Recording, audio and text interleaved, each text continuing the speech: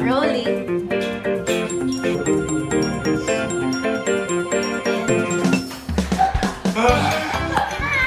Hi guys! So ngayon, before our podcast, syempre magkakaroon muna tayo ng fast talk. Ready na ba kayo? Yes. Yeah. There's a camera right there, and there's a camera right here. Hi. So ngayon, let's start na. Excited na ako. Okay. Naman yun.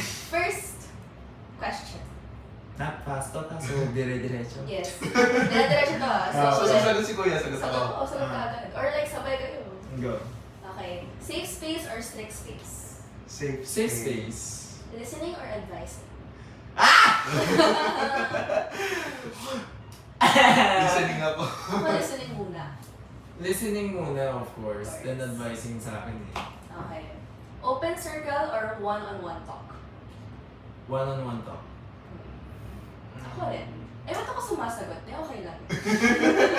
Open circle. Oh. Comforting words or silent presence? Comforting words. Silent presence. Oh. Okay. Tama na ako dyan? Share or to keep yourself? Share. Share din, lalo na sa mga groups. Tama. So, are you the type of person na sabihin mo, are you okay? Or tell me more? I'm okay. Yun na yun. Tell me more. Tell me more. Okay. Mental health talk or fun kwentuhan?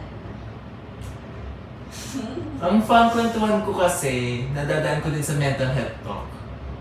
Yung parang yung interest ng tao na nagiging mental health din usapan. So, mental health talk ako. More on mental health talk. Mas Oh. Okay. So, when it comes to safe space, gusto nyo ba yung tahimik or like hyper kayo? Like sobrang energetic nung magkakasama? tahimik, mas comforting. Tahimik. Eto naman. More draining. Akads or emotion ng iba?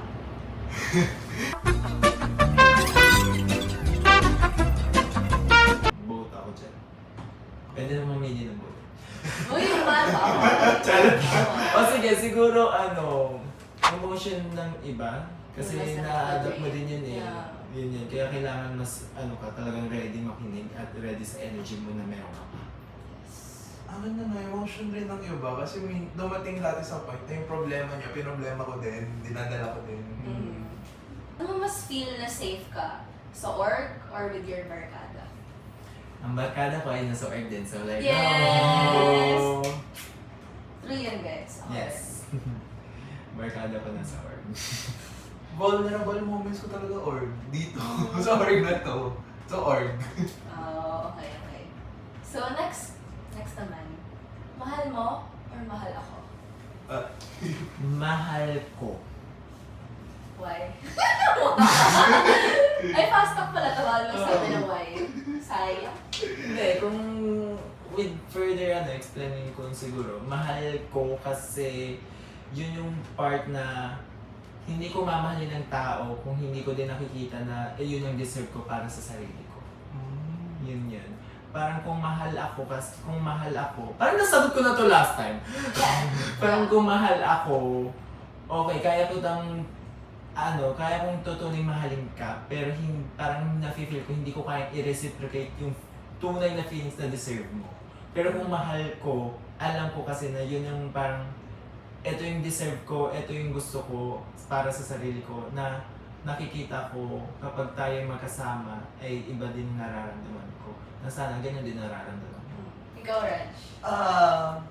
Mahal ko, in terms of career. Oh! Career-wise. Career Kasi mo syempre yung pag-passion ko, syempre may drive akong to pursue.